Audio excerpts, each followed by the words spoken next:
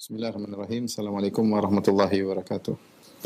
Alhamdulillahi ala ihsani wa syukru lahu ala taufiqihi wa amtinani wa asyhadu an la ilaha illallah wahdahu la syarika lahu ta'ziman li sya'nihi wa asyhadu anna Muhammadan abduhu wa rasuluhu da'ila ridwani. Allahumma salli alaihi wa ala alihi wa ashabihi wa ikhwani. Para ikhwan dan akhwat, para pemirsa Roja dimanapun Anda berada, kita melanjutkan bahasan kita dari tafsir surat Fatir. Mudah-mudahan tafsir surat Fatir hari ini adalah yang terakhir kita selesaikan insyaallah taala.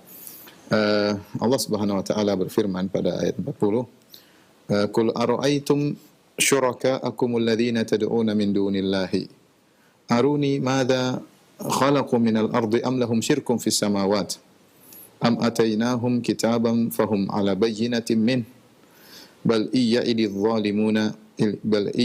zalimuna ba'dhum ba'dhan illa ghurura."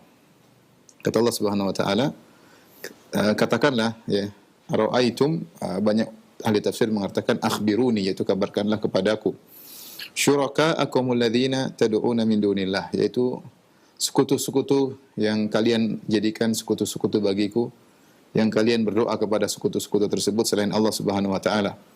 Ini syuraka'akum, sebenarnya mereka bukan syirik, bukan sekutunya Allah, tapi ini menurut persangkaan orang musyrikin menjadikan sembahan-sembahan tersebut sebagai sekutu-sekutu bagi Allah. Oleh karenanya dalam talbiyah mereka ketika mereka tawaf, dalam Sahih Muslim mereka berkata, labbaik Allahumma labbaik, labbaik la syarika laka labbaik illa syarikan huwa lak tamlikuhu wa mamalak. Kata mereka, kami memenuhi panggilan Engkau ya Allah tidak ada sekutu bagimu kecuali sekutu yang Engkau miliki, yang Engkau menguasinya dan dia tidak menguasai apa-apa. Artinya mereka mengatakan sekutu-sekutu ini diizinkan oleh Allah Subhanahu wa taala.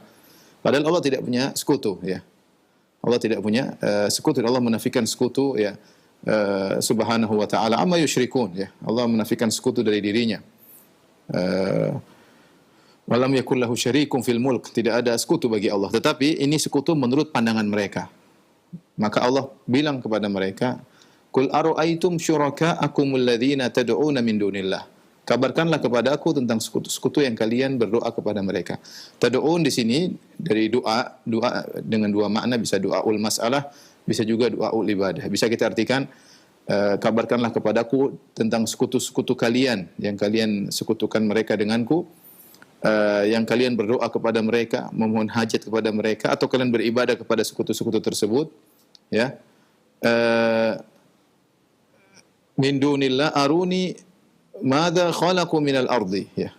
Tunjukkanlah kepadaku madza khalaqu minal ardi, ya. Apa yang telah mereka ciptakan dari bumi ini, ya. Tanyakan apa yang sudah mereka ciptakan sehingga kalian menyembah mereka.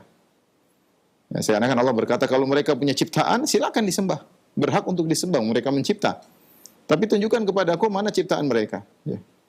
Am lahum syirkum fis samawat, ataukah mereka punya saham denganku dalam masalah langit, yaitu dalam penciptaan, dalam pemeliharaan, ya, sianah, maintenance langit, kemudian juga dalam pengaturan, ya, tadbir, banyak hal di langit yang harus diatur, ya. Apakah mereka punya saham sehingga kalian sembah? Ya. Am atainahum kitaban fahum ala bayyinatin min, ataukah kami telah menurunkan kitab, pernyataan bahwasanya boleh mengambil sekutu-sekutu ini sebagai sembahan selain Allah Subhanahu wa taala. Bal iyya'idul zalimuna ba'dhum ba'dhan illa ghurura, ya.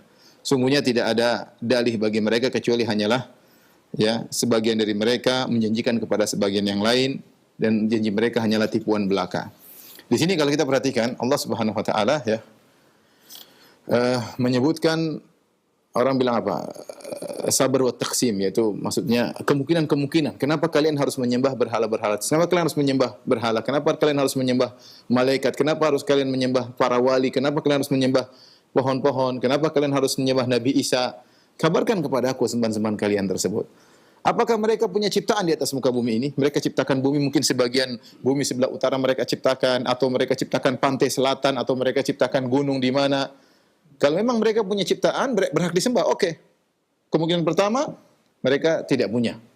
Baik, berarti mereka tidak bisa disembah gara-gara mereka tidak bisa mencipta. Ya, tidak ada yang bisa mencipta. Ya, yang mereka sembah tidak ada yang, apalagi kalau yang disembah sapi, gimana sapi mencipta ya? Hewan disembah gimana ya? Kemungkinan kedua, amlahum syirkun fis samawat. Kemungkinan kedua, mereka mungkin tidak mencipta, tapi mereka punya saham. Saham berkaitan dengan langit yang sudah Allah ciptakan. Artinya Allah berikan mereka hak, mereka punya saham dalam mungkin menciptakan bareng-bareng sama Allah. Allah bareng-bareng sama mereka ciptakan. Kalau mereka bareng-bareng sama Allah ciptakan langit, mereka harus boleh disembah. Atau bareng-bareng punya saham dalam maintenance, dalam menjaga langit ini agar tidak rusak. Ya, apakah mereka bantu Allah ketika mengurusi langit supaya langit tidak rusak? Kalau mereka punya saham, mereka berhak disembah. Ataukah mereka punya saham ya dalam tadbir, mengatur apa pergerakan benda-benda di langit ini? Mereka punya saham dalam mengatur matahari, rembulan, bintang-bintang? Ternyata juga tidak ada. Mana pernah Nabi Isa bilang saya ngatur langit, cipta langit ikut sama Tuhan Bapa ngatur-ngatur, nggak ada. Ya. Nggak ada. Apa wali-wali ada yang pernah bilang gitu? Kami ikut ngatur langit-langit, nggak ada. Jadi dua kemungkinan sudah batal. Dua kemungkinan mereka boleh disembah sudah nggak ada. Dua hujah sudah batal. Hujah ketiga, kalau ini enggak, mereka tidak mencipta, mereka juga tidak punya saham, mungkin am atainahum, apakah kami telah berikan kepada mereka kitaban, ada surat pernyataan dari Allah selaku Tuhan bahwasanya boleh kalian sembah sekutu-sekutu ini. Kalau ada surat pernyataan dariku, dari Allah Subhanahu wa taala, maka silakan. Ternyata surat juga tidak ada. Mana pernyataan dari Allah boleh menyembah sembahan-sembahan tersebut? Ya, mereka tidak punya rububiyah sama sekali. Dan mereka tidak dapat izin untuk disembah oleh Allah Subhanahu wa taala ya. Tidak ada izin dari Allah untuk mereka disembah. Kalau ada izin, fahum ala bayyinati minhu, tentu mereka punya dalil. Kalau Nabi SAW tegur, kenapa kalian menyembah berhala? Lah, ini ada izin dari Tuhan, boleh. Ternyata Tuhan izin tersebut juga tidak ada. Berarti tinggal kemungkinan terakhir, mereka enggak punya dalil, mereka hanya omong kosong aja. Kata Allah, bal iyaidu zalimuna ba'dhum ba'dhan illa gurura. Sebenarnya orang-orang zalim itu sebagian dari mereka tidak menjanjikan kepada sebagian yang lain melainkan tipuan belaka. Artinya mereka hanya turun-temurun, ayo sembah berhala-berhala ini, sembahlah orang-orang soleh ini, nanti mereka akan berikan syafaat bagi kalian untuk kesejahteraan dunia dan akhirat. Itu yang mereka dengung-dengungkan. Bahwasanya yang mereka sembah ini akan beri syafaat. Haula'i syufa'auna indallah. Mereka berkata, mereka ini pemberi syafaat bagi kami di sisi Allah. Untuk kemaslahatan duniawi kami dan kemaslahatan kalau ada hari kebangkitan kami akan dapat maslahat juga. Tapi tujuan mereka di dunia agar dimudahkan urusan mereka, mereka menyembah berhala-berhala yang merupakan simbol dari orang-orang soleh tersebut. Memberi syafaat. Ya, sebagai perantara antara kami dengan Allah Subhanahu wa taala. Ma na'buduhum illa liqarribuna ila Allahi zulfa. Kata mereka, kami tidak menyembah berhala-berhala ini, berhala-berhala merupakan simbol-simbol orang soleh ini kecuali liqarribuna ila Allahi zulfa, kecuali agar kami didekatkan kepada Allah dengan sedekat-dekatnya ya. Baik, kita lanjutkan. Nah, jadi mereka tidak punya dalil untuk menyembah selain Allah. Setelah itu Allah berfirman, "Innallaha yumsikus samawati wal arda an tazula." Sungguhnya Allah menahan langit dan bumi supaya jangan lenyap. Antazula diambil dari zawal dan ada dua tafsiran. Tafsiran mayoritas ahli tafsir mengatakan antazula maksudnya Allah menahan langit dan bumi agar tidak lenyap, agar tidak zawal, tidak hilang. Pendapat kedua maksudnya agar tidak tergelincir dari orbitnya. Zawal maksudnya bergerak. Kalau langit dan bumi bergerak, goyang ke sana ke kanan kemari, tentu ini menjadikan tidak nyaman dan akan berakibat fatal, mungkin bintang-bintang berjatuhan dan yang lainnya ya. Akan timbul gemuruh yang luar biasa. Dua-duanya Allah tahan. Innallaha yumsikus samawati wal arda an tazula. Sungguhnya Allah menahan langit dan bumi agar tidak lenyap dan agar tidak hilang, dan ini mayoritas ulama ahli tafsir berpendapat demikian. Wala in zalata in amsakahuma. Kata Allah Subhanahu wa taala, jika keduanya lengkap, jika keduanya lenyap, langit atau bumi, in amsakahuma min ahadin min ba'di. In di sini maksudnya ma, yaitu seakan-akan Allah mengatakan ma amsakahuma min ahadin min ba'di. Maka tidak ada yang bisa menahan lagi langit dan bumi setelah Allah. Hanya Allah yang bisa menahan langit dan bumi. Karena Allahu Akbar. Siapa yang bisa ngurusin langit dan bumi begitu besar? Wala ya'uduhu hifdhuhuma. Tidak merepotkan Allah untuk menjaga keduanya, langit dan bumi.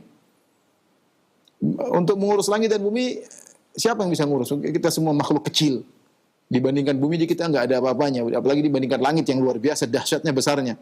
Yang bisa mengurus langit dan bumi yang Maha Akbar, Allahu Akbar. Yang Allah berfirman tentang dirinya pada hari kiamat kelak, ya, wa ma qadarullah haqa qadri wal ardu jami'an qabdatuhu yaumal qiyamah. Maka pada hari kiamat kelak bumi dalam genggaman Allah. Was samawati matwiyatum bi yaminih. Bahwasanya langit dilipat dengan tangan kanan Allah. Yauma natawis samaa ka tayyi sijilil kutub. Hari di mana kami lipat langit-langit seperti lipatan-lipatan buku. Lembaran-lembaran buku. Yang bisa ngurusin cuma Allah Subhanahu wa taala. Yang Maha Akbar, Allahu Akbar. Maka tidak benar perkataan sebagian ahlul bidah seperti Jahmiyah dan Mu'tazilah yang diikuti oleh Asy'ariyah yang mengatakan bahwasanya kalau Allah di atas langit berarti Allah butuh kepada langit dan Allah lebih kecil daripada langit. Ini hanya khayalan mereka. Gimana Allah lebih kecil dari langit? Allahu Akbar. Gimana Allah butuh langit untuk menaunginya sementara langit digenggam dilipat dengan tangan Allah pada hari kiamat kelak. Allahu Akbar. Allah yang jaga semua. Ya. Wala in zalata in amsakahuma min ahadin min ba'dih. Kalau ternyata langit dan bumi lenyap, tidak ada yang bisa menjaganya lagi, tidak bisa menahannya lagi setelah Allah siapapun. Innahu kana haliman ghafura. Sungguhnya Allah Subhanahu wa taala adalah Maha Halim dan Maha Ghafur. Apa yang dimaksud dengan Halim? Halim maksudnya Allah Subhanahu wa taala mengakhirkan hukuman. Ya, Halim, al-hilm maknanya adalah ta'khirul uqubah an mustahiqiha, ya, mengakhirkan, bukan meninggalkan, tapi menunda hukuman bagi orang yang berhak mendapatkan hukuman. Siapa tahu dia sadar, itu namanya halim. Tidak cepat membalas, nanti aja, siapa tahu dia berubah pikiran. Ya, di antara manusia yang bersifat halim adalah Ibrahim alaihissalam. Ya, betapa beliau sabar. Bahkan ketika diusir oleh kaumnya dia tidak mendoakan keburukan, bahkan mau dibakar oleh kaumnya beliau tidak mendoakan keburukan, dan banyak kejadian-kejadian Nabi Ibrahim alaihissalam orang yang sangat sabar. Allah Subhanahu wa taala hamba-hambanya melakukan maksiat berulang-ulang, tapi Allah Subhanahu wa taala Halim. Allah menunda supaya mereka bisa bertobat di kemudian hari, ya. Al-Imam Ibnu Qayyim dalam Nuniyahnya berkata, fahuwal halimu fala yu'ajilu 'abdahu bi'uqubatin liyatuba min isyani. Dialah al-halim, maka dia tidak menyegerakan hukuman kepada hambanya agar sang hamba bertobat dari maksiat yang dia lakukan. Ya. Dalam hal ini Al-Alusi berkata rahimahullah taala, yaitu Allah tidak menghukum orang musyrikin. Allah beri mereka waktu yang panjang supaya mereka bisa sadar. Di antara mereka ada yang tidak sadar, di antara mereka ada yang sadar. Kebanyakan mereka sadar, ya. Kebanyakan mereka akhirnya masuk Islam, ya. Kemudian Halim tadi ditunda hukuman, ya, agar hamba Allah Subhanahu wa taala bertobat. Adapun ghafuran, ya, bahwasanya Allah Subhanahu wa taala menutupi dosa-dosa hamba dan menjaga hamba agar tidak terkena dampak dari maksiat yang dia lakukan. Ini sudah sering kita sampaikan bahwasanya ghafur dari kalimat maghfirah dan mighfar dalam bahasa Arab artinya helm yang dipakai oleh seseorang yang fungsinya adalah untuk menutup kepalanya dan untuk menahan dari pedang atau hantaman senjata musuh. Jadi dia punya fungsi dua, fungsi menutupi dan fungsi untuk mencegah dampak dari hantaman musuh. Maka jika seorang berkata Rabbi ghufirli, Allahumma ghufirli, ya, astaghfirullah, ya, itu maknanya ya Allah aku mohon maghfirah kepada engkau. Maksudnya ya Allah aku mohon kau tutup aibku ini ya Allah di dunia apalagi di akhirat. Dan ya Allah aku tahu setiap maksiatku pasti ada dampaknya. Maka lindungilah aku dari dampak maksiat yang aku lakukan. Itu maksudnya, ya.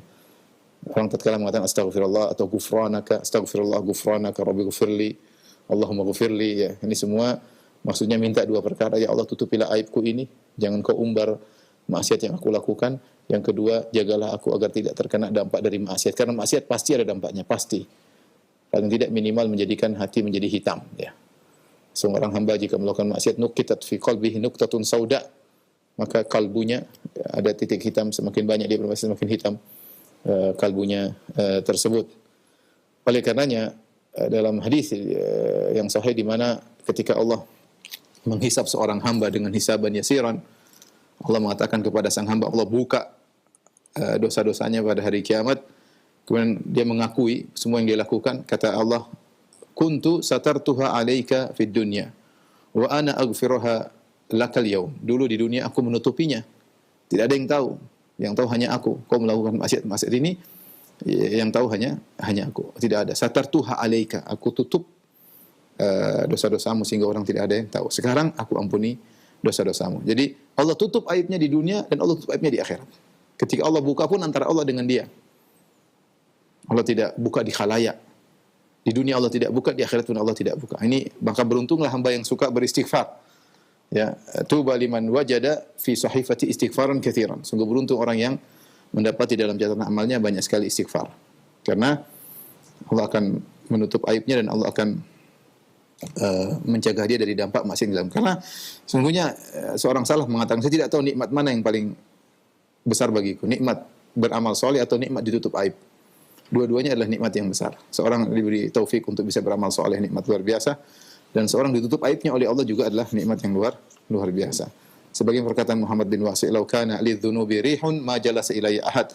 Seandainya dosa itu punya aroma, dosa ini aromanya begini, dosa ini aromanya bisa dicium oleh orang sekitar kita, maka tidak seorang pun yang akan duduk dengan kita.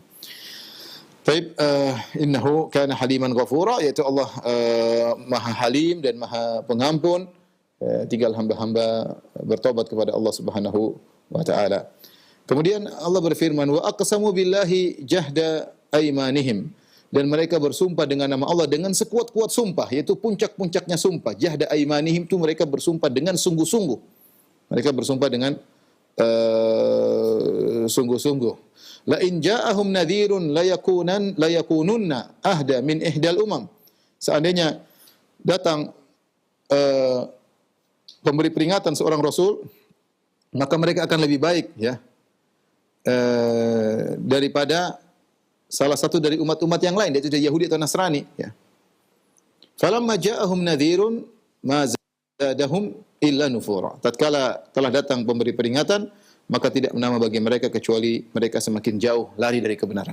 Jadi ini adalah pernyataan orang-orang musyrikin Quraisy dahulu. Banyak tafsir membawakan perkataan orang Quraisy ketika belum datang Rasulullah SAW, mereka melihat ada Nasara, ada Yahudi, mereka datang kepada Yahudi Nabi Musa, datang kepada Nasara Nabi Isa. Mereka sesumbar, mereka bersumpah, demi Allah, seandainya datang kepada kami seorang Rasul, kami akan lebih baik daripada Yahudi dan Nasrani. Kata mereka, la yakununna ahda min ihdal umam, kami akan lebih baik daripada Yahudi atau Nasrani. Mereka sesumbar. Tapi apa yang terjadi? Tatkala datang pemberi peringatan tersebut, yaitu datang Rasulullah sallallahu alaihi wasallam, mazadahum ila nufura, maka mereka semakin jauh dari Allah Subhanahu wa taala. Ya, mereka sesumbar ya. Seperti firman Allah Subhanahu wa taala, "Wa minhum man ahada Allah la in atana min fadlihi lanasaddaqanna wa lanakunanna minas salihin falamma atahum min fadlihi bakhilu bihi wa tawallaw wa hum mu'ridun." Di antara mereka ada yang sesumbar dengan berkata, seandainya kami berjanji kepada Allah, seandainya Allah berikan kami kenikmatan, kami akan benar-benar bersedekah dan kami akan menjadi orang-orang soleh. Tatkala datang kepada mereka apa yang mereka minta, dikasih karunia Allah Subhanahu wa taala, bakhilu bihi, justru mereka pelit. Dan mereka terjadi orang soleh. Wa tawallau, justru mereka berpaling. Wa hum mu'ridun, dan mereka berpaling, balik dan berpaling. Sama seperti orang Quraisy. Mereka bilang, nanti kalau ada Rasul datang pada kami, kita enggak ada Rasul sih, orang Quraisy, orang Arab enggak ada Rasul. Datang Nabi Musa kepada Bani Israel, datang kepada Yahudi, Nabi Isa datang kepada Nasara. Kita enggak ada Rasul Arab. Kalau ada datang kita pasti beriman. Pasti kita lebih baik daripada Yahudi Nasrani. Omongan mereka, bahkan mereka bersumpah dengan sungguh-sungguh, jahda aimanihim. Ketika datang mereka tidak beriman. Padahal yang datang tersebut bukan orang sembarang, Rasulullah sallallahu alaihi wasallam yang mereka kenal betul, bahkan mereka beri gelar dengan Al-Amin, yang super amanah. Tidak punya cacat di masa jahiliyah dahulu. Tidak ada poin yang mereka bisa pegang dari kebiasaan buruk Nabi sebelum jadi Nabi untuk dijadikan bahan olok-olokan pada Nabi. Enggak ada. Nabi bersih. Ya, makanya meskipun Nabi belum jadi Nabi, Allah sudah menjaga sejarah perjalanan Nabi sallallahu alaihi wasallam. Sehingga tidak ada kesalahan yang bisa dijadikan bahan olok-olokan oleh orang Quraisy setelah Nabi menjadi Nabi. Enggak ada. Ya. Makanya disebutkan Nabi sallallahu alaihi wasallam ketika ikut serta dalam bangun Ka'bah, Nabi kepanasan, Nabi ingin angkat sarungnya untuk taruh di pundaknya supaya angkat batu ringan, Allah jadikan Nabi pingsan. Kenapa? Agar auratnya tidak kelihatan. Padahal sebagian mereka terbuka aurat, tidak ada masalah ya. Kemudian juga Nabi pernah ingin hadir, dia menggembalakan kambing. Kemudian Nabi mengatakan kepada temannya, pegang kambing-kambing saya mau ikut walimah di sana. Nabi menuju masuk kota Mekah dengar musik-musik dari jauh, Nabi dibuat pingsan oleh Allah Subhanahu wa taala. Artinya Nabi masa remaja pun tidak pernah melakukan kesalahan. Karena kalau Nabi punya aib yang buruk akan dijadikan pegangan. Ente dulu kemarin masih ingusan kayak gini-gini, sekarang mau dakwahi kami. Itu mereka tidak dapat pada Nabi. Bahkan yang mereka dapati Nabi SAW Al-Amin sebelum jadi Nabi. Dan mereka sesumber kalau ada Rasul datang kami akan beriman. Begitu datang Rasul tersebut, mereka justru tidak beriman. Kenapa tidak beriman? Justru semakin kabur. Istikbaran fil ardi wa makra sayyi. Tidak lain kecuali karena kesombongan mereka. Ya, istikbaran yang mengatakan apa namanya? Mafuli ajli istikbar. Ada yang mengatakan istikbar maksudnya mustakbirina, hal dari mereka karena mereka sombong ya. Ini yang membuat mereka menolak Nabi sallallahu alaihi wasallam. Bukan karena mereka mengatakan Nabi membawa kebatilan, mereka tahu Nabi benar. Cuma kesombongan yang membuat mereka tidak mau beriman kepada Muhammad, pada Muhammad Al-Amin dengan nasab yang terbaik di antara mereka ya. Kakeknya adalah penguasa kota Mekah ya, dari Bani Hashim, tapi semua itu tidak bermanfaat ketika mereka sombong ya.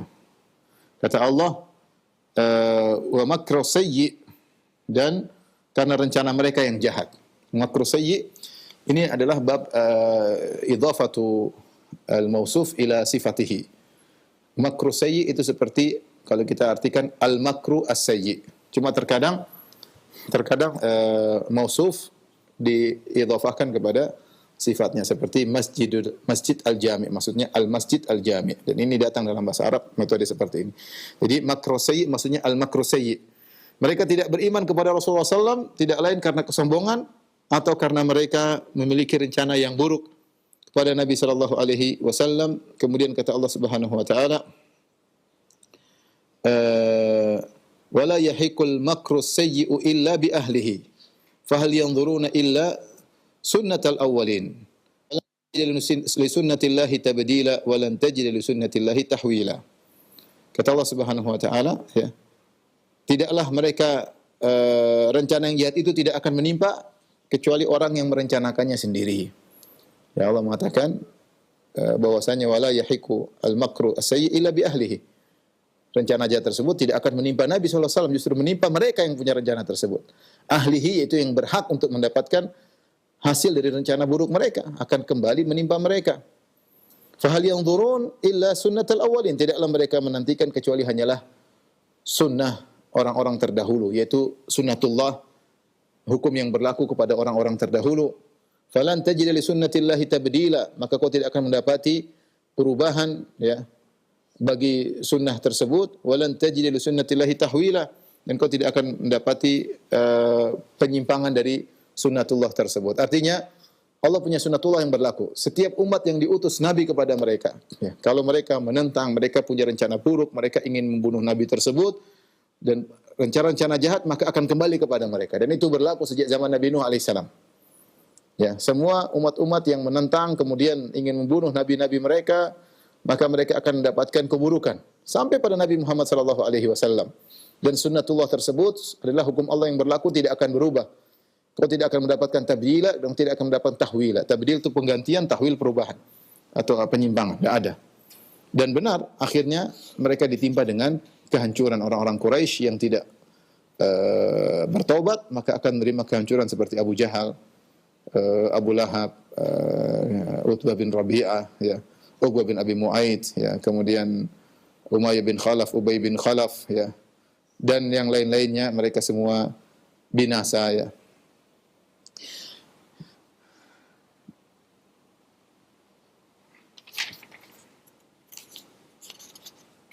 Adapun makna wala yahiqu artinya wala yuhitu, yaitu makar sayyi tersebut makar yang buruk tersebut tidak akan meliputi kecuali pembuat makar. Kemudian Allah Subhanahu wa taala berfirman, "Awalam yasiru fil ardi fayanzuru kaifa kana aqibatu alladziina min qablihim." Tidakkah mereka berjalan di atas muka bumi, dan apakah mereka tidak berjalan di atas muka bumi, ya. Fayanzuru kaifa kana aqibatul ladzina min qablihim. Kemudian mereka melihat bagaimana kesudahan orang-orang sebelum mereka. Wa kanu asyadda minhum quwwah, dan orang-orang sebelum mereka tersebut lebih hebat daripada mereka. Wa ma kana Allahu liyu'jizahu min syai'in fis samawati wala fil ardi innahu kana aliman qadira. Tidak ada satu pun yang dapat melemahkan Allah baik di langit maupun di bumi. Sungguhnya Allah Maha mengetahui lagi Maha kuasa. Di sini Allah Subhanahu wa taala menyuruh mereka untuk melihat apa yang telah terjadi. Allah sudah jelaskan, sunnatullah tidak berubah. Tidak ada tabdil, tidak ada tahwil. Nah, di antara bukti, silakan kalian berjalan. Lihat bagaimana kesudahan orang umat-umat terdahulu. Dan kita tahu orang-orang kafir Quraisy mereka tinggal di Mekah. Di sekitar mereka ada bekas-bekas umat, puing-puing umat terdahulu. Ada namanya kaum Al-Ula. Di kota Al-Ula itu kaum Samud. Masih ada sisa-sisanya.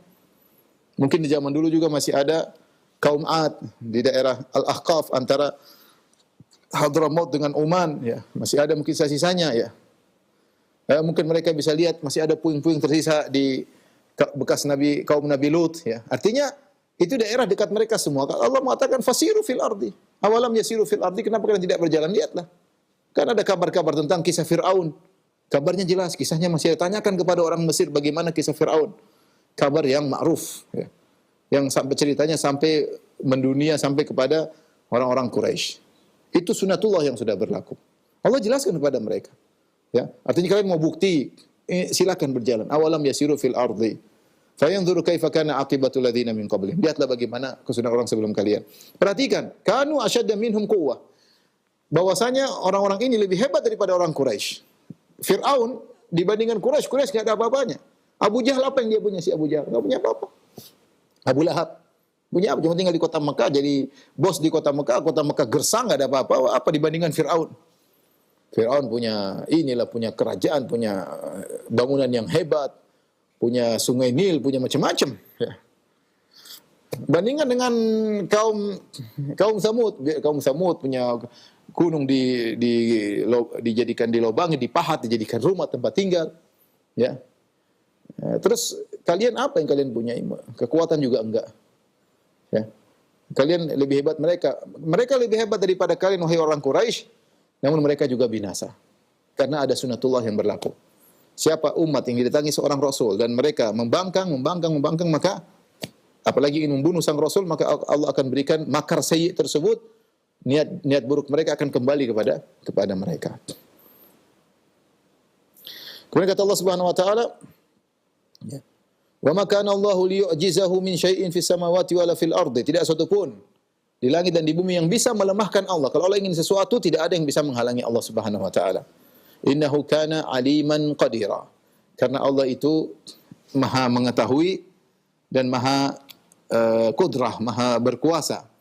Inilah kenapa tidak ada yang bisa menghalangi Allah Subhanahu wa taala, karena terkumpul pada Allah dua sifat yang maha tinggi, yaitu sifat ilmu dan juga sifat qudrah, sifat kekuasaan. Biasanya orang lemah tidak mampu melakukan itu karena salah satu dari kedua sifat ini tidak ada. Mungkin dia punya ilmu, tapi dia enggak punya kudrah untuk melakukannya. Ya. Orang bisa bikin rumah, iya saya bisa bikin rumah, saya bisa gambar, tapi enggak ada modal, ya enggak bisa jadi, enggak punya modal gimana mau jadi kontraktor untuk bikin rumah. Ya. Atau punya modal tapi enggak punya ilmu, punya modal, punya kuat tapi enggak bisa. Ya. Untuk bisa mewujudkan sesuatu harus terkumpulkan padanya adalah ilmu dan kudrah. Makanya ketika Allah maha berilmu, ilmunya meliputi segala sesuatu, dan kudrahnya meliputi segala sesuatu, maka tidak ada satupun yang bisa melemahkan Allah. Apa yang Allah kehendaki, innama amruhu idza arada syai'an an yaqula lahu kun fayakun. Kalau Allah menghendaki sesuatu tinggal bilang kun fayakun. Karena semuanya dibangun di atas ilmu yang maha luas dan juga kekuasaan yang tidak terbatas, maha kudrah. Kemudian kata Allah Subhanahu wa taala, ayat terakhir dari surat Fatir, walau yu'akhidullahu an-nasa bima kasabu ma taraka ala dhahriha min dabbah walakin yu'akhiruhum ila ajalin musamma fa idza jaa ajaluhum fa inna Allaha kana bi'ibadihi basira. Kata Allah Subhanahu wa taala, ya, jikalau sekiranya Allah menyiksa manusia, menghukum manusia diakibatkan perbuatan mereka, ma taraka ala dhahriha min dabbah, maka tidak ada di atas muka bumi ini binatang melata yang tersisa. Ya, dabah di sini ada yang mengatakan maksudnya manusia itu sendiri. Karena dabah kalimat yang umum, kullu ma yadubu fil ard, yaitu semua yang berjalan di muka bumi, baik yang berkaki dua seperti manusia, berkaki empat atau berjalan dengan perut. Allah khalaqa kulla dabbatin mimma faminhum man yamshi ala batnihi wa minhum man yamshi ala rijlain wa minhum man yamshi ala arba'. Allah sebutkan ada di antara dabah yang berjalan dengan dua kaki, ada yang berjalan dengan empat kaki, ada yang berjalan dengan perutnya. Yakhluqullahu ma yasha, Allah menciptakan apa yang Allah kehendaki. Apakah dabah di sini hanya manusia saja atau mencakup seluruh yang berjalan di atas muka bumi? Allah mengatakan, walau yu'akhidullahu an-nasa bima kasabu. Seandainya setiap manusia bermaksiat, Allah hukum mereka, Allah siksa mereka di dunia ini, ya, maka tidak ada dabah yang tersisa di atas muka bumi. Semuanya akan tewas. Semuanya akan tewas. Kalau diartikan di sini dabah maksudnya lafdzun am yuradu bihi al-khusus, maksudnya ini adalah maksudnya manusia, wajar. Ya, manusia yang bermaksiat maka ini akan dihabisi oleh Allah Subhanahu wa taala. Bayangkan kita ini sering bermaksiat. Kalau bayangkan setiap kita bermaksiat, misalnya salah ngelihat kepala kita kebentur, salah mendengar mungkin telinga kita kebentur, ya, lakukan sedikit kemudian kita setiap maksiat ada dampaknya langsung, maka tidak ada manusia yang selamat. Tapi Allah halim tadi, Allah tidak langsung menghukum. Ya. Maka mataraka ala zahriha min dabah, maka tidak ada satu manusia pun yang akan Allah sisakan dari bumi. Semuanya akan binasa karena tidak ada manusia yang selamat dari dosa. Dan setiap kalau manusia berdosa, Allah hukum, Allah siksa, tidak ada yang selamat. Semuanya akan tewas. Ini pendapat pertama. Pendapat kedua, dabah di sini umum. Kalau manusia bermaksiat dan Allah hukum, maka bukan cuma manusia saja yang tewas, tapi hewan-hewan juga akan tewas. Kenapa? Karena ini dampak dari maksiat. Dampak dari maksiat. Dampak maksiat itu bukan hanya berkaitan dengan sang manusia saja, berkaitan dengan alam, berkaitan dengan hewan-hewan dan yang lainnya, ya. Makanya para pelaku maksiat dikatakan mufsidun, melakukan kerusakan. Oleh karenanya orang yang alim, ya, orang yang alim didoakan oleh hewan-hewan sampai hatal hitani fil bahr, sampai ikan di lautan mendoakan orang alim. Kenapa? Kalau orang alim dia bertakwa kepada Allah, dia mengajarkan kebaikan sehingga kebaikannya berdampak kebaikan bagi alam semesta, bukan pada dirinya saja.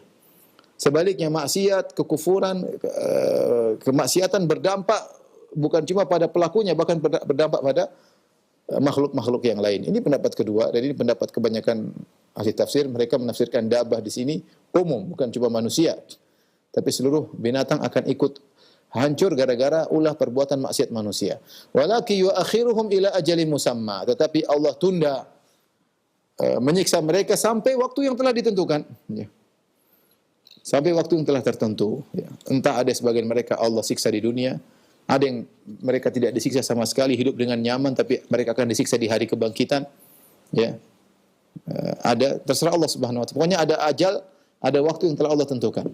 Fa idza jaa ajaluhum, jika telah datang waktu ajal mereka, fa innallaha kana bi ibadihi basira, maka Allah Subhanahu wa taala, ya, Maha mengetahui, Maha melihat hamba-hambanya, ya, maka Allah akan balas sesuai dengan apa perbuatan mereka. Allah mengatakan fa idza jaa ajaluhum, kalau datang ajal mereka, fa innallaha kana bi ibadihi basira, Allah Maha melihat hamba-hambanya. Artinya Allah tahu mana yang maksiatnya segini, mana yang kufur, mana yang taat. Ketaatan pun bertingkat-tingkat, Allah pun tahu. Maksiat bertingkat-tingkat, Allah pun tahu. Maka Allah memberi balasan sesuai dengan apa yang Allah tahu dari mereka, karena Allah melihat seluruh perbuatan mereka. Tidak ada yang luput dari penglihatan Allah Subhanahu wa taala. Inilah ikhwan dan akhwat para mirsa Raja TV di mana Anda berada. Kita selesai dari surat Fatir, alhamdulillah. Insyaallah kita lanjutkan pada surat yang lain. Kalau ada yang bertanya saya persilahkan. Wallahu taala alam bisawab. Nah, jazakallahu khairan wa barakallahu fikum Ustaz atas penyampaian materi yang sangat bermanfaat di kesempatan malam yang berbahagia ini di surat Fatir ayat ke-40 hingga ke-45. Ikhwata Islam wajazakumullah, saatnya kami membuka sesi tanya jawab. Silakan bagi Anda yang ingin bertanya secara langsung. Untuk pertanyaan pertama kita awali dari pesan singkat. Assalamualaikum warahmatullahi wabarakatuh. Dari hamba Allah, Ustadz, apakah neraka dan surga sudah ada sekarang ini? Dan apakah seorang muslim yang dahulu pernah bermaksiat lalu bertobat, ini masuk surga ataukah neraka? Mohon nasihatnya Ustaz, syukran. Mohon maaf tadi pertanyaan kedua saya tidak dengar. Tapi pertanyaan pertama, apakah surga dan neraka sudah ada sekarang? Jawabannya di antara akidah Ahlussunnah wal Jamaah bahwasanya surga dan neraka sudah ada, dan dalilnya sangat banyak ya. Allah mengatakan tentang surga ya, uiddat lil ladzina amanu billahi wa rusulih, uiddat lil muttaqin. Allah mengatakan surga, wasari ila maghfiratin min rabbikum wa jannatin arduha samawati wal ardu uiddat lil muttaqin. Segeralah kalian menuju ampunan Allah dan menuju surga Allah yang seluas langit dan bumi, uiddat yang Allah siapkan bagi orang-orang yang bertakwa. Dalam ayat yang lain, sabiqu ila maghfiratin min rabbikum wa jannatin arduha ka ardi samai wal ardi uiddat lil ladzina amanu billahi wa rasulih. Ya, menuju surga yang telah disiapkan oleh Allah bagi orang beriman kepada Allah dan kepada rasul-rasulnya. Demikian juga neraka, Allah mengatakan fattaqun nar, ya. Takutlah kepada neraka. Serta mengatakan uiddat lil kafirin. Neraka tersebut Allah siapkan bagi orang-orang kafir. Adapun sebagian kaum seperti Mu'tazilah, mereka mengatakan belum ada neraka, belum ada surga, karena mereka menggunakan logika mereka. Mereka bilang, buat apa Allah bikin surga, bikin neraka kalau tidak ada penghuninya? Kita katakan ada manfaatnya ya. Oleh karenanya pada hari kiamat kelak Allah mengatakan waji'a yauma idzin bi jahannam, didatangkanlah neraka jahanam pada hari tersebut, bukan diciptakan tapi didatangkan. Didatangkan neraka jahanam pada hari tersebut. Adapun faedah kenapa surga dan neraka sudah ada, tentu banyak. Pertama, tentu Allah sudah jelaskan bahwasanya balasan sudah disiapkan. Baik surga maupun neraka sudah disiapkan. Bukan belum ada, akan diciptakan, tapi sudah ada, tinggal masuk. Kalau kita bicara tentang para orang-orang yang merindukan surga, saya kasih logika saja. Misalnya seorang bos berkata kepada anak buahnya, kalau kamu kerja baik, saya akan bangunkan kamu rumah. Ini pertama. Yang kedua, bos yang kedua mengatakan, kamu kerja baik, kamu tinggal masuk rumah, rumahnya sudah ada, tinggal pegang kunci masuk. Malah lebih menarik kalau rumahnya sudah ada. Sudah ada. Adapun rumah belum ada, kurang menarik. Ini rumah sudah ada, tinggal masuk. Jadi lebih menarik rumah sudah ada. Kemudian juga orang-orang yang meninggal, kata Nabi sallallahu alaihi wasallam, di antaranya arwah syuhada, para ruh orang-orang syuhada, ruh-ruh mereka fi jawfi at-tayr al-akhdar. Arwah syuhada masuk dalam rongga burung yang berwarna hijau yang mereka terbang-terbang di surga. Jadi mereka sudah merasakan kenikmatan di surga, tapi tidak sempurna. Karena baru ruhnya saja, mereka masih menggunakan tubuh pinjaman dari Allah, yaitu tubuh seperti burung yang mereka terbang-terbang di surga, dan mereka sudah merasakan kebahagiaan. Makanya para arwah syuhada, mereka ingin balik lagi ke dunia, ingin mati lagi, mati syahid, ingin balik lagi, mati syahid, karena mereka tahu betapa kenikmatan yang mereka dapatkan ketika mereka di alam barzakh. Mereka sudah mendapatkan kenikmatan surga. Jadi ruh-ruh tersebut sudah berterbangan di surga ya. Dalam hadis yang juga arwahul mukminin ya. Ruh-ruh kaum mukminin juga seperti burung, terbang-terbang tapi belum sempurna. Kapan mereka merasakan kenikmatan sempurna? Jika sudah kebangkitan, jasad sudah disusun kembali oleh Allah, kemudian dimasukkan ruh, baru mereka benar-benar sempurna, ruh dan jasad, baru mereka merasakan kenikmatan yang sempurna di akhirat kelak. Demikian juga penghuni neraka. Penghuni neraka, mereka sekarang di alam barzakh, mereka belum masuk neraka, tetapi mereka sudah merasakan kengerian dengan neraka. Di antaranya seperti Allah berfirman, "An-naru yu'raduna 'alaiha ghuduwan wa 'ashiyya wa yawma taqumu sa'ah adkhilu 'ala fir'auna asyadal adzab." Bahwasanya neraka dipaparkan, api neraka dipaparkan kepada Fir'aun dan bala tentaranya. Jadi diperlihatkan, ada yang maknakan dipaparkan, maksudnya diperlihatkan setiap pagi, setiap petang, sehingga mereka ngeri melihat neraka. Dan nerakanya sudah ada, diperlihatkan kepada mereka. Bahkan hawanya atau udaranya sampai kepada mereka. Ini hal gaib, kita nggak tahu. Sebagaimana aroma surga sampai kepada para penghuni surga yang masih di alam barzakh. Ya, jadi kalau dikatakan tidak ada manfaatnya, tidak benar. Ada manfaatnya disebut oleh para ulama tentang adanya surga dan neraka sudah ada sekarang. Ada pertanyaan kedua, saya tidak dengar tadi. Wallahu a'lam bishawab. Baik, pertanyaan kedua kita ulangi. Apakah seorang muslim yang dahulu pernah berbuat maksiat lalu bertaubat, ini masuk surga ataukah neraka, Ustaz? Mohon nasihatnya, syukran. Kalau seorang berbuat maksiat kemudian bertobat, jangan bermaksiat, bahkan kafir kepada Allah, kafir, murtad. Tapi kalau dia kembali kepada Allah Subhanahu wa taala, maka Allah Maha menerima taubat ya. Apalagi hanya sekedar maksiat. Dosa apapun dilakukan oleh seorang hamba, sebesar apapun, jika dia bertobat, dia meninggal dalam kondisi sudah bertobat, maka dosa-dosa tersebut akan diampuni oleh Allah Subhanahu wa taala. Qul ya ibadiyalladzina asrafu ala anfusihim la taqnatu min rahmatillah innallaha yaghfiru dzunuba jami'an innahu huwal ghafurur rahim. Ini ayat di antara sebenarnya mengatakan arja ayatin fi kitabillah, ayat yang paling memberi harapan bagi pelaku maksiat. Dalam surat Az-Zumar kata Allah, Qul ya ibadiyalladzina asrafu, katakanlah. Siapa yang disuruh mengatakan? Nabi sallallahu alaihi wasallam disuruh sampaikan. Demikian juga para dai disuruh menyampaikan kepada manusia. Qul ya ibadi, katakanlah kepada mereka, wahai hamba-hambaku, seruan Allah kepada hamba-hambanya. Alladzina asrafu ala anfusihim, hamba-hambaku yang mereka berlebih-lebihan dalam maksiat. Allah tidak berbicara tentang hamba yang levelnya maksiat biasa-biasa, tapi tentang hamba-hamba Allah yang level maksiatnya sampai pada derajat israf, berlebih-lebihan dalam bermaksiat parah. Tapi Allah masih memanggil mereka dengan hamba-hambaku. Artinya masih diakui sebagai hamba-hamba ciptaan Allah Subhanahu wa taala. Masih Allah mengatakan hamba-hambaku. Ya, berarti masih ada harapan. Qul ya ibadiyalladzina asrafu ala anfusihim la taqnatu min rahmatillah. Jangan kalian putus asa dari rahmat Allah Subhanahu wa taala. Innallaha yaghfiru dzunuba jami'an. Sungguhnya Allah mengampuni seluruh dosa. Kalau Allah mengatakan innallaha, sungguhnya, Allah situ kasih penekanan sesungguhnya. Innallaha, sungguhnya Allah itu yaghfiru dzunub, mengampuni dosa-dosa. Az-dzunub sendiri itu dalam lafal jamak yang menunjukkan mencakup seluruh dosa. Apalagi setelah itu Allah takkid lagi, jami'an, seluruhnya tanpa terkecuali. Allah mengampuni seluruh dosa tanpa terkecuali, sebesar apapun, sebanyak apapun, seberat apapun.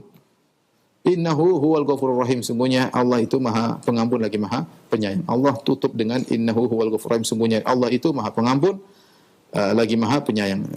Ampunan digandengkan dengan kasih sayang, menunjukkan rahmat Allah sangat luas. Oleh karenanya siapapun yang bermaksiat, bahkan kafir misalnya, kalau dia pun kembali kepada Allah maka dan dia bertobat sebelum meninggal, maka dia akan diampuni. Dan kata Nabi sallallahu alaihi wasallam, at-taibu minadz-dzam kaman la dzamba lahu. Seorang yang bertobat dari dosa seperti tidak melakukan dosa. Ya. Demikian para pemirsa Roja dimanapun Anda berada. Apa yang bisa kita sampaikan semoga bermanfaat. InsyaAllah kita lanjutkan pekan depan dengan tafsir surat Yasin InsyaAllah ta'ala. Kurang lebih saya mohon maaf. Wabillahi taufiq wal hidayah. Assalamualaikum warahmatullahi wabarakatuh.